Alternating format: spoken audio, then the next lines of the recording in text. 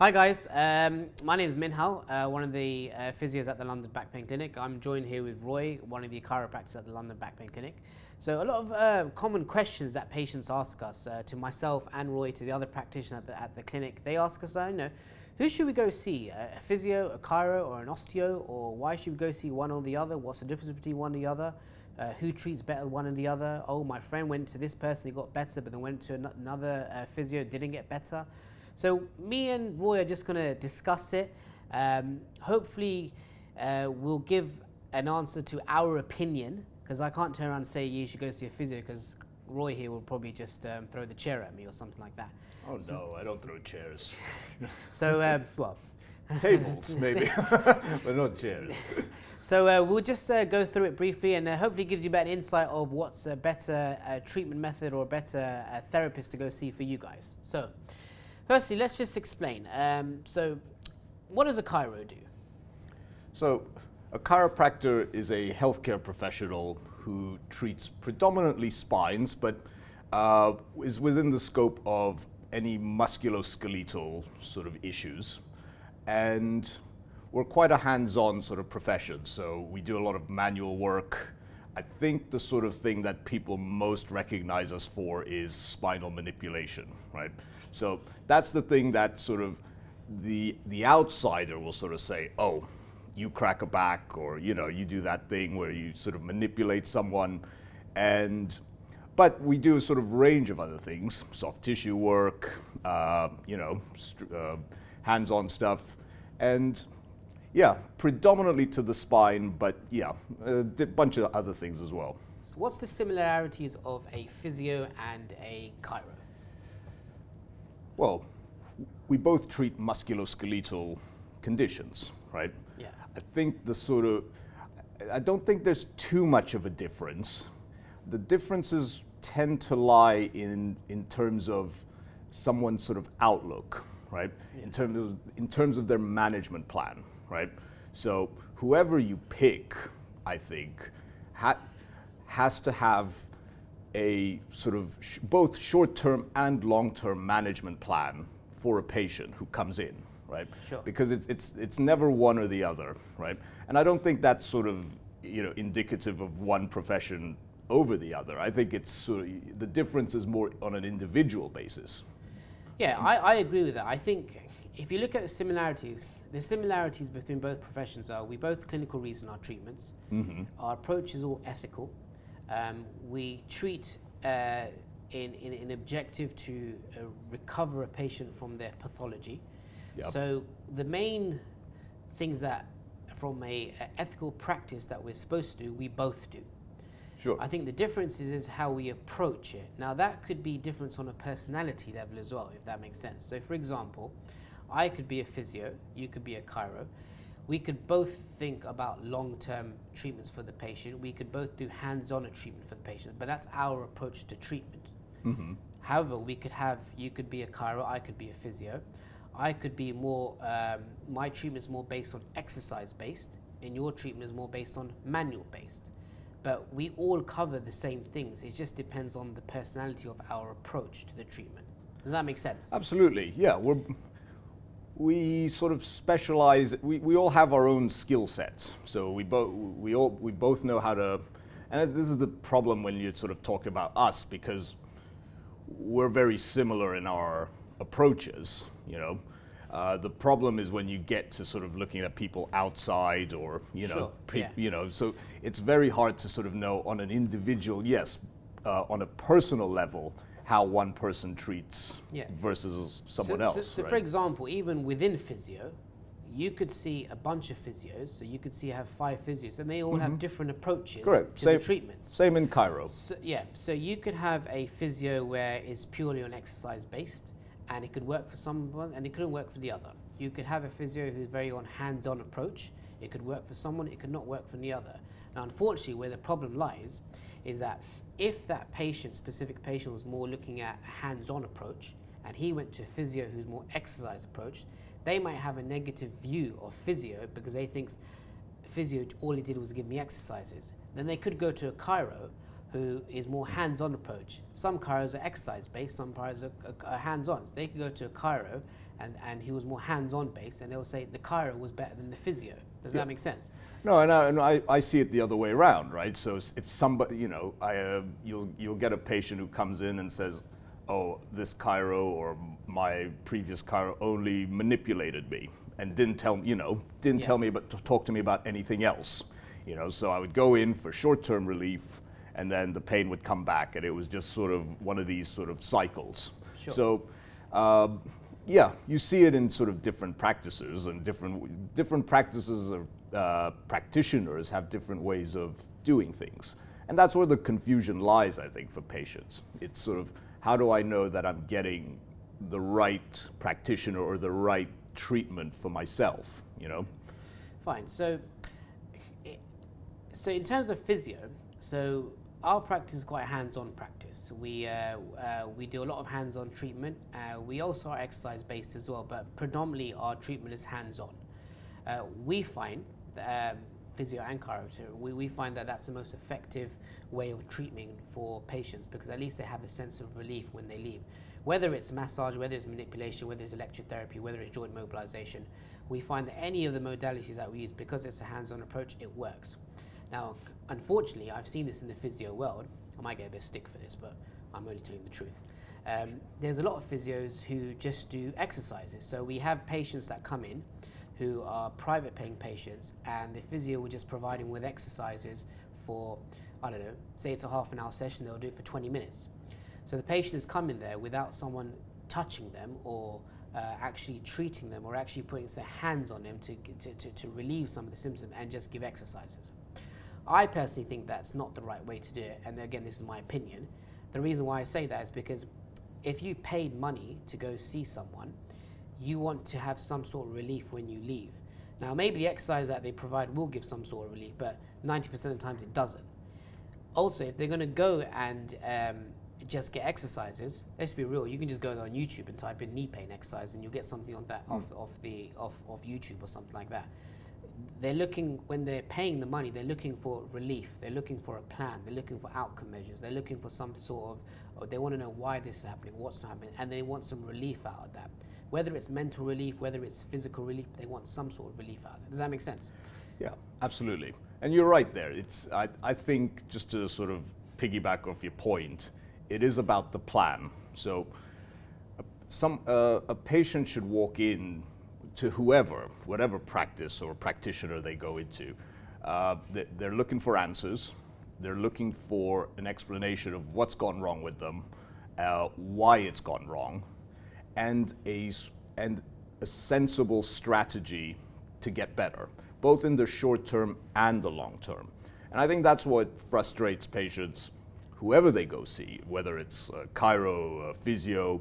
It's, you go straight in, the practitioner may be strapped for time, right? Lie down, I'm gonna do some work on you, come back, in a couple of days' time.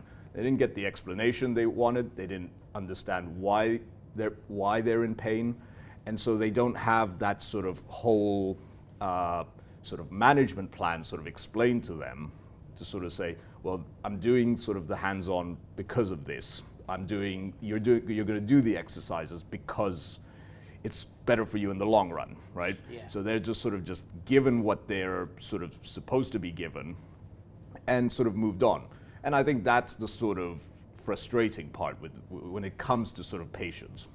But again, that's not what physio chiropractor's been taught. That's just the personality of the practitioner. Exactly. Yeah. Absolutely. So okay, fine. So at least we agree on that. No. Yes. Yeah. It's not about what, like, our sort of skills and our knowledge base has a lot of sort of crossover. We both learn the same, the sciences are the same no matter, what school you go to. The science doesn't change. The sort of the research doesn't change whichever school you went to. It's just, yes, it's on a personal level, but with the specific therapist or practitioner you went to see, So, okay. So that's kind of the what patients should feel in their first session. So we discussed they should have a plan, they should know what's going on, they should have short-term and long-term goals outlined. Correct. Okay, so let's talk about short-term goals. So for physio, Okay, what is a short-term goal? A short-term goal is by, we just try to reduce pain as quickly as possible. Yep. We try to get you doing some sort of functional activity as quickly as possible. That's like a short-term goal. So in terms of physio, I've noticed that physios are quite good with giving short-term goals. So they try to get you back functionally as quickly as possible. Now, I remember when I was in physio school and I was doing, the physio training, they spoke a lot about functional goals, getting back to functional activities. I think in the NHS this is stressed a lot as well, which is a good thing because obviously in the NHS there's a lot of elderly patients and they're trying to get them back to function as quickly as possible. So short-term goals, I do believe that physios are quite good at in giving functional goals. I haven't really had a patient come back to me and said, I went to another physio and said that the short-term goals weren't really set. I didn't really understand. I really know what's going on. I've never actually heard that. But again, this is my opinion. I might be a bit biased, What about Chiro? How do you feel about Chiro in terms of that? Well, I think when a patient comes in, they don't come in to improve a functional goal. They come in usually because they're in pain. Sure. A lot of the times. So one of the first things, and I think this is where chiros are good, because we're sort of a bit more hands-on, let's say, we're good at sort of treating the sort of pain aspect. Now the problem with pain is it's not a great indicator of what's going on underneath, right? So sometimes someone's pain doesn't always correlate well with what they're doing functionally, right? So they may be in minimal pain but have terrible function, or they may have a lot of pain and have lot of pain but very good function, right? So you have to so from a chiro standpoint, I would say reduce the pain first, right? Find out what's causing their pain as well. So you have to sort of go back into their history and sort of say, what is their aggravating factor? What caused them to be in pain in the first place? Was it sitting? Was it bending? Was it lifting something heavy? And you try and limit that. You try and avoid them doing that for the time being, because that's another way of reducing pain, right? Sure, 100%. And I agree with that as well. So yeah, and then you can tie that into the functional goal. So if they say, well, it hurts when I walk up the stairs, or it hurts when I'm getting out of bed in the morning, you sort of say, okay, let's put a tab on that and sort of see how it improves with a particular sort of treatment plan. No, right? That's fair enough. So just to read on what you said, so I've heard from patients that again with physio is that they provide exercises to improve that function. So let's say, for example, they couldn't sit to stand from a chair, so they may give squatting exercises. Now again, you're very right. What I've heard some patients say about physio is what they don't consider is the pain aspect. Okay, but it's painful to sit to stand, so they're giving a squat exercise which might be painful. So the short-term goals try to improve function, but it's not helping with the pain. Does that make sense? Yes, yeah. Which I agree, I think the pain should come first so they can improve their function. Exactly. You cannot function optimally or as well if it hurts to do something than if it doesn't. So I would sort of say before, yes, you have to address the functional stuff at the beginning, and that's where a good history and a good consultation. Basically, that's what I tell patients. Like whoever you go see, you got to make sure you have a good consultation with the practitioner, right? They have to ask you all these questions. What hurt? And it's not just where does it hurt? Okay, let's go see if we can fix it. It's what are your sort of short-term goals? What are the long-term goals? What would you like to achieve? I'm not going to get the 80-year-old patient who's come in with sort of hip pain running a marathon. That might not be what she wants to do. So goals are a little bit different based on the patient, right? So again, within both practices, you have to adapt the short-term goals patient-specific. Absolutely. Fine. Yeah. Okay. So it's good we agree on that as well. Yeah. I told you, we agree on more things than we disagree on, right? I think we're just trying to capture the patients, and so are you. So we're just saying, I'm joking. Fine. Okay. So, long-term goals. What's a long-term goal? So for me, it would be one of the main long-term goals, and this applies to a lot of people across the board, is how do I prevent something from prevent this particular injury from coming back? Sure. You know, because I think when you have an injury, whether it's a back or a neck, or when you have it once, you're more likely to have it again, right? So how do we implement a sort of long-term strategy where we are ensuring that it doesn't come back, as soon as possible, right? So that would be something. Is the long-term goal also self-managing it? Absolutely, and that's sort of ties in with preventing it, Fine. right? Is the long-term goal also getting back to the sport that they were trying to get into? So say, for example, my goal is to get back into tennis. Say I had tennis elbow, my short-term goal is to get my flexion, my range back, and my long-term goal is I want to get back to tennis. So it has a sporting activity as well. So a long-term goal is basically preventative, self-managing, and getting back to any recreational sport that they're Correct. And being better than when they came in, right? Sure. So I think an umbrella way of looking at it is I came in with an injury, therefore something was sort of lacking or something was wrong, right? Either functionally or structurally.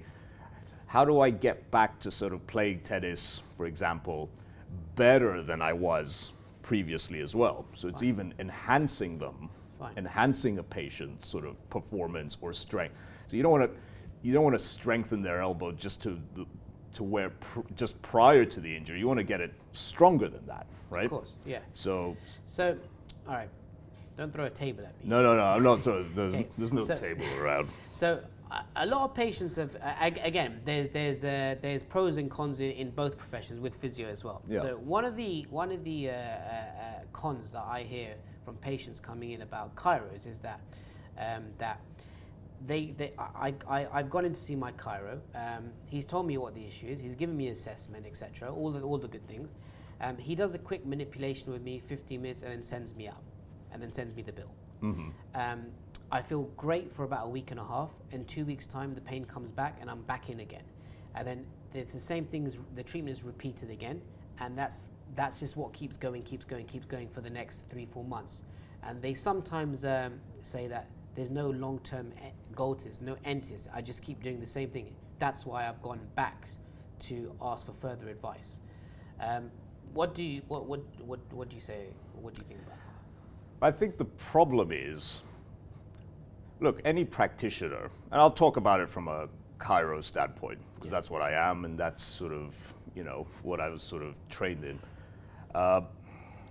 We have to be able to sort of look at someone and say, maybe our treatment plan has worked to, a particular point, but it's not working anymore. Sure. So we need to have that sort of self-awareness to be able to change something and sort of say, okay, the treatments at the beginning were very hands-on, manipulation and a little bit of soft tissue, but it's only gotten this patient so far, and they keep going around in a circle. So it's the practitioner's sort of responsibility to be able to say, okay, my treatment plan's not working as it should, let's change it. Whether that means referring out, or sending them for a scan, or sending them to another specialist, or someone else. And I think sometimes we live inside our heads too much and just say, no, we'll keep going, it will work the next time, or just keep going until it gets better. But I mean, that comes with experience, and that comes with being a good sort of practitioner, where you have the ability to say, no, I can't help you anymore. I need to send you somewhere else. Ethics comes in with this as well? I don't think chiropractors are being unethical when they do that. I think they're just being either short-sighted or just don't have the sort of experience to know, okay, maybe we send, and I'm not saying all chiros. By the way, physios do this as well, yeah? Yeah, they just keep, I know. They just keep going and going round in circles, providing the same treatment over and over again, which at some point you have to sort of stop and say, and that's why goals are good. So goals are good for patients, but goals are good for practitioners. So I tell my patients, I completely agree. I tell my patients all the time, I say, if we're not getting some sort of relief within 3 or 4 sessions, I'll send you off, right? Yeah. So anything, So I set the goals for them, or we set the goals together, but I'll set a goal for them on myself and say, well, if I'm not helping you, Sure. then I have to say at some point. Which is very good practice, because you're very right. The goal setting is also for the practitioners, because that's what we do here. We've been educated from our experience as well, that after 4 or 5 sessions, if it's not working out, we have to refer the patient on to, whether it's GP, X-ray, consultant, MRI, something higher than us. Correct. It's a practice higher than us, so they can get the next step, a deeper level of reading of what's going on with the pathology, and hopefully a treatment that will work. Now, in terms of physio, physios do the same thing, by the way. They'll hold on to a patient sometimes, Yep. and for like 15 to 20 sessions maybe, and just keep doing it. After a while, the 15, 20 sessions turns into 3 months, patient's still in pain, and the physio will then turn around and say, just go back to your GP. So, it's this is sometimes why patients get annoyed at physio as well for the same thing. So, okay, fine. So at least we agree that the long-term goal settings is also for the practitioner's perspective as well, and to enable you to create a better treatment plan in terms of re-referring if our treatment's not working. Absolutely. And look, we're not gods. Like our skill sets can help some people, and they might not help other people. It's our experience that has to tell us, okay, maybe this isn't working here, or something's not right. Let's change the treatment plan now, and let's get you sort of doing something else to see if that will help. Fine. So let's change the question now. Sure. So the question we put out was, who should they go see, a physio or chiropractor? Let's put the question in, what makes a good practitioner? So that could be a chiro, that could be a physio, that could be an osteo. So the viewers know what makes a good practitioner. So a good practitioner from the assessment perspective, they tell you what the pathology is, they advise you how it happened, why it happened, and they set short-term and long-term goals. So for your next sessions, they know that there is a plan, and we know what to expect now. Absolutely. Yeah? Yes. That's fine. What makes a good practitioner in terms of short-term goals?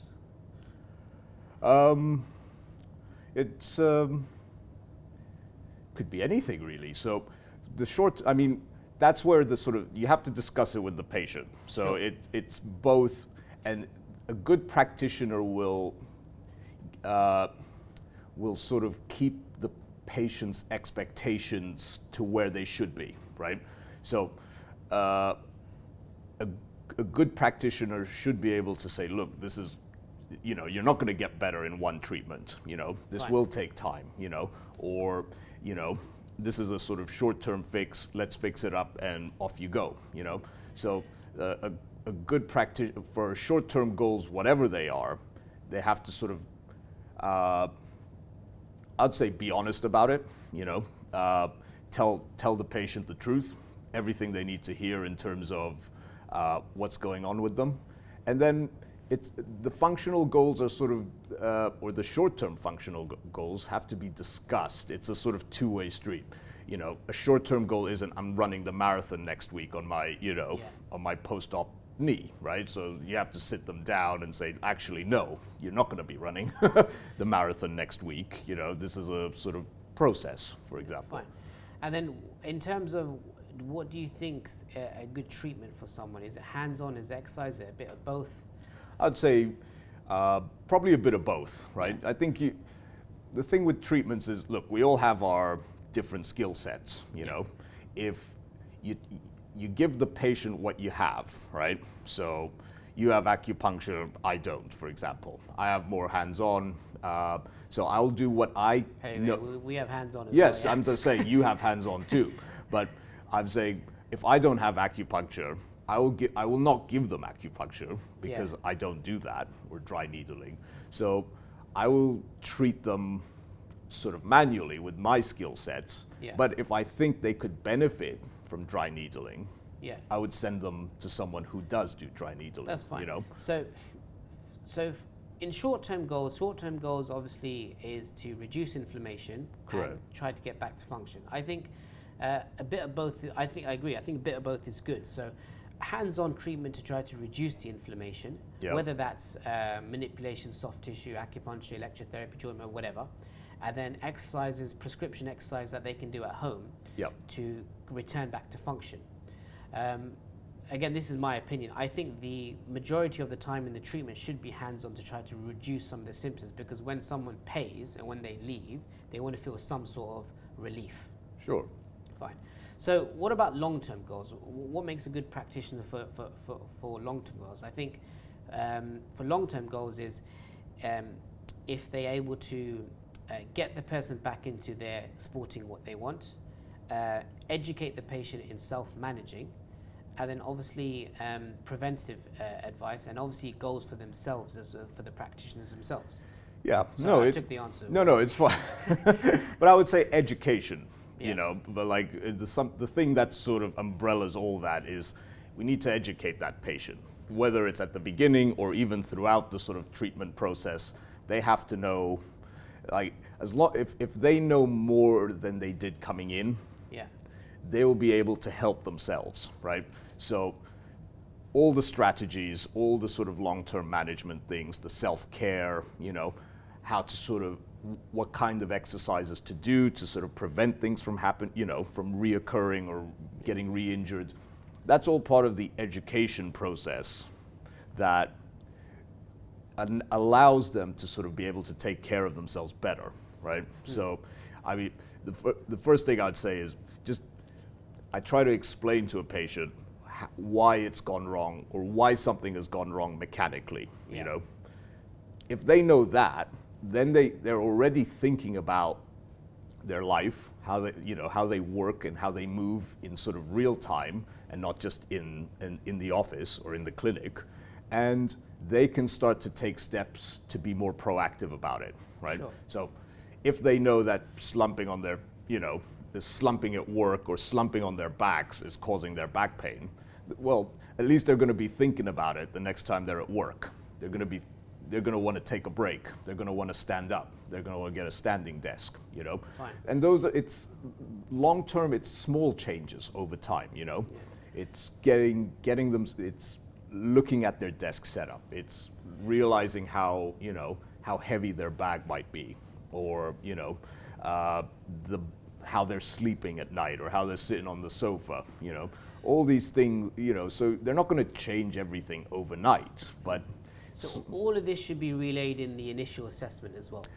I mean, as much as you can, but then as in a plan. Yes, correct. But then as you sort of, I mean, what I find with patients is the more I sort of see them, or as the weeks go by, things change a little bit. Things will change, but they'll come back and say, oh, actually, you know what? I never realized, but when I drive, it's really bad for my, bad for my back, right? Or it really hurts, when I drive for long hours, right?